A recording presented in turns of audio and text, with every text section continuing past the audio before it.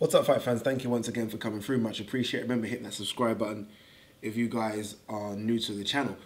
Just for the record, I haven't stopped doing videos where you actually see me. I'm just lazy, if I'm honest with you, and this is so much easier for now.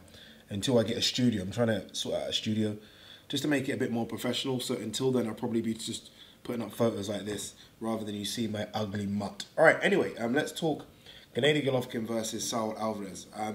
This was a fight that happened back in September, and I can't lie to you, I was outraged about the result. I thought Canelo Golovkin won that fight, not by a landslide, but I thought he won that fight by about 3 or 4 rounds, and it was given a draw, which still just pisses me off.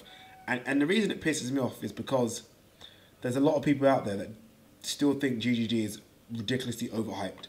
Obviously, he's got this, or had this amazing knockout record, was cleaned up the middleweight division, forget Billy Joe Saunders for a second, but cleaned it up. But everyone was like, well, he's not fought anyone, he's not fought anyone. And then obviously he had the Kell Brook fight. Didn't look great in that, if I'm honest with you. Stopped Kell Brook, didn't look great though. I think finished Kell Brook's career, if I'm honest with you.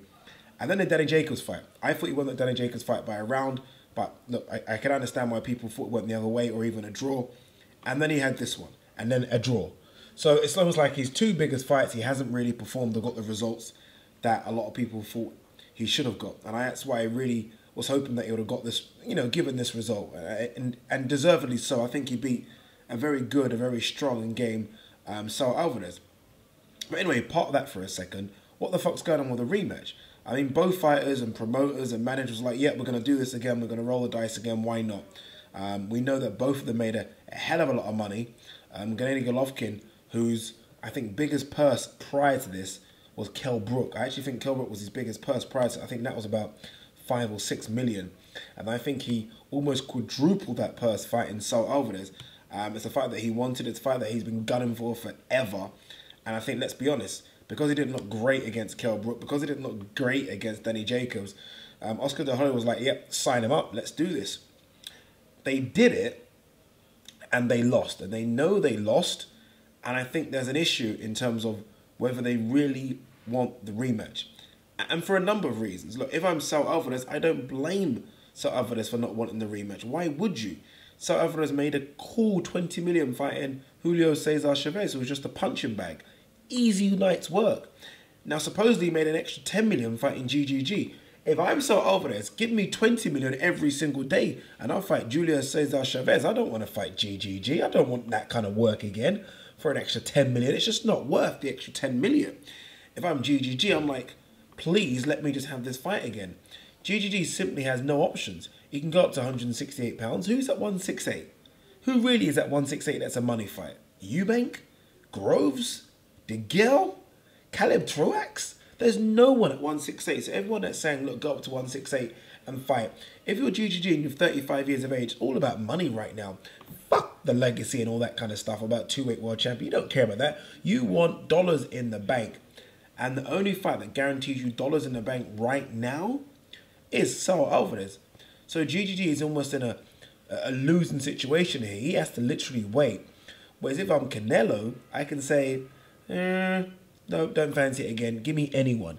Look, Canelo with Anthony Joshua is by far the biggest name in world boxing right now. So he, almost like Anthony Joshua, really can fight anyone, and he knows he's guaranteed at least 20, 30 million. That's just how big his star power is. If I'm him, if I'm Saul Alvarez, if I'm this, and look, this is boxers right now. I mean, it's funny because I saw an interview Top Rank, Bob Arum did. I can't remember who it was with. And he said, Miguel Cotto was and always has been a fantastic fighter, warrior. But then he turned into a businessman. And a businessman made smart decisions for, and rightly so, right? So the Miguel Cotto warrior didn't turn down a fight with anyone. The Miguel Cotto businessman was like, yeah, that fight don't make sense. And I feel Saul Alvarez, although he's shown his warrior colours early on in his career, I mean, look, this guy has fought pretty decent opposition early on in his career. Obviously, Mayweather, we know about Cotto, even the likes of Shane Mosley. He's fought a decent resume of people. If I'm him, if I'm Canelo Saul Alvarez or Saul Canelo Alvarez, the businessman, I stay away from GGG. It's just not worth it. I mean, it puts years on your career. And I take a bum fight, or not necessarily a bum fight, but I take someone else in the 160-pound division, which is easier in terms of punishment, and I get the same amount of money. Billy Joe Saunders, for example. Or I roll the dice with GGG again, risk losing or getting knocked out, and get the same amount of money. Come on, guys. It's not rocket science here, what's going on. He doesn't want this fight again. And you know what? I do not blame him.